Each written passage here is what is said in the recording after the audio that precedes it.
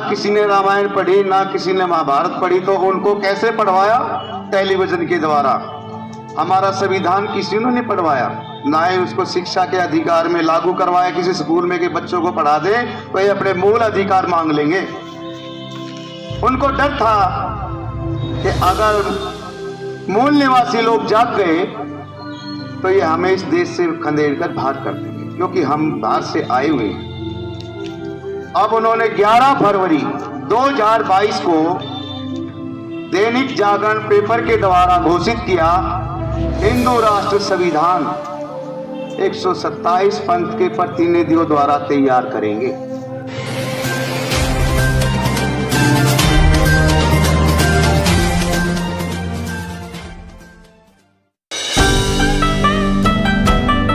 बाबा साहेब ने मनुवादियों की मनुस्मृति को जलाया, उसमें जो विधान गलत थे उन्हीं को जलाया था, ना कि पूरी मनुस्मृति को जलाया था। अब बात रही ये कि क्या बाबा साहेब ने जो संविधान लिखा है क्या वह हिंदू संविधान नहीं है? बाबा साहेब ने बौद्ध धर्म बहुत बाद में लिया था, पहले तो वो हिंदू ही रहे थे। आज हिंदू और मुस्लिम के करके ये एक राजनीतिक स्टंट है। राजनीतिक स्टंट पे मैं आपको राजनीतिक की तरफ नहीं ले जाऊंगा, संविधान की तरफ ही जागृत करना चाहूंगा। अब रही बात, जो हमारे लोग दबे कुचले लोग आज पढ़ लिख कर ऊपर आए हैं संविधान की वजह से, वो अच्छी नौकरी मांगेंगे, अच्छे जगह पे जाना चाहेंगे, लेकिन उनके रास्ते बंद कर दिए गए हैं। कैसे? जो सरकारी नौकरियां थी वे प्राइवेट कर दी, आरक्षण उन्होंने खत्म किया नहीं। आरक्षण तो अपने आप खत्म हो गया, प्राइवेट नौकरी में आरक्षण कहां से मांगेंगे? अब रही बात ये, अब संविधान नया उन्होंने लिख दिया है और 2023 में लागू करने के लिए जा रहे हैं। तो यहां कितने लोग ऐसे हैं जो इस बारे में जानते हैं? जरा हाथ खड़े कीजिए। क्या आप लोगों ने अपने अड़ोस पड़ोस में, अपने घर में चर्चा की कि संविधान को बदलने जा रहे हैं और 2023 में नया संविधान लागू कर देंगे?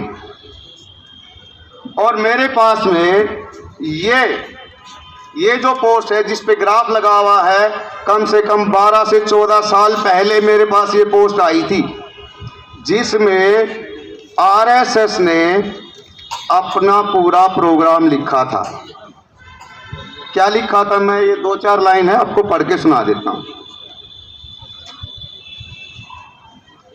हमने मुसलमानों को खंदेड़ा, जिस प्रकार बाबरी मस्जिद गिराई, सिखों को नियंत्रण किया आतंकवादी घोषित करके, हमने घर घर में कत्लेआम करवाया, अनुसूचित जनजाति व अन्य पिछड़े वर्गों को ओबीसी के आरक्षण के सुप्रीम कोर्ट के जजों की मदद से आरक्षण को समाप्त करवा दिया। अब हमारा एक ही उद्देश्य है, अंबेडकर के संविधान को पूर्ण रूप से नष्ट करके देश के में लोकतंत्र स्थान पर राम राज्य की स्थापना करना, हिंदू राष्ट्र घोषित करना, संस्कृत को राष्ट्र भाषा बनाने व मनुस्मृति के आधार पर संविधान की नई रचना करना।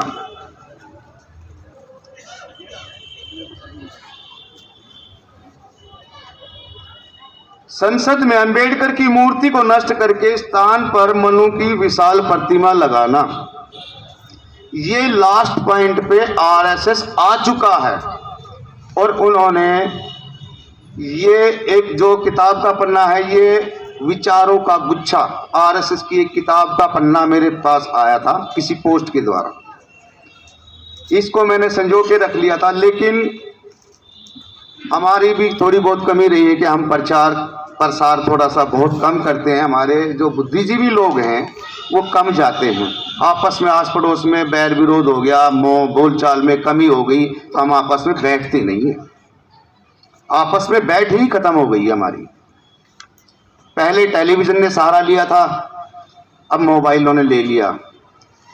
अब हिंदूवादी मनवादियों ने जिस प्रकार से ना किसी ने रामायण पढ़ी, ना किसी ने महाभारत पढ़ी, तो उनको कैसे पढ़वाया? टेलीविजन के द्वारा। हमारा संविधान किसी ने नहीं पढ़वाया, ना ही उसको शिक्षा के अधिकार में लागू करवाया। किसी स्कूल में के बच्चों को पढ़ा दे तो ये अपने मूल अधिकार मांग लेंगे। उनको डर था कि अगर मूल निवासी लोग जाग गए तो ये हमें इस देश से खदेड़ कर बाहर कर देंगे, क्योंकि हम बाहर से आए हुए हैं।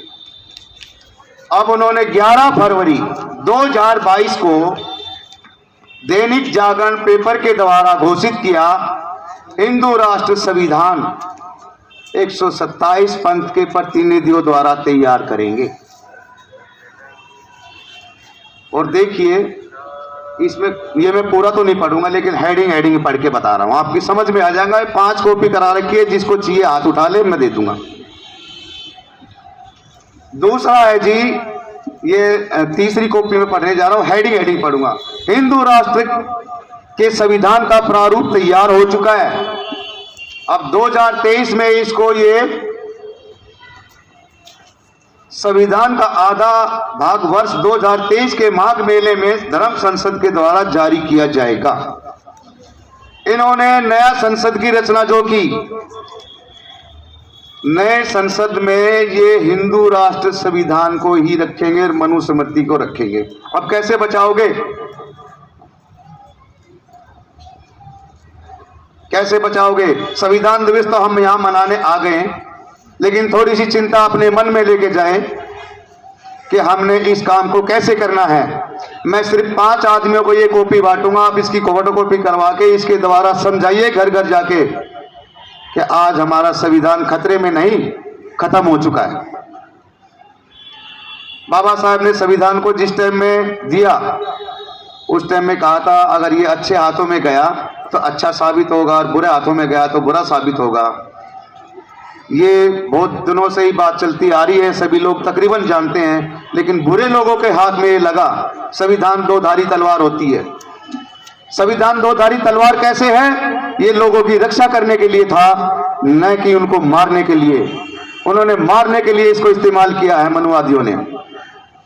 तो आप सबसे मैं रिक्वेस्ट करूंगा, यहाँ पे जितने लोग आए हैं जाके अपने घर में सोए नहीं, ये चिंता लेके जाएं, क्योंकि जो रोड पे है वो तो मारे ही जाएंगे, लेकिन जो घर में है वो भी निकाल के मारे जाएंगे।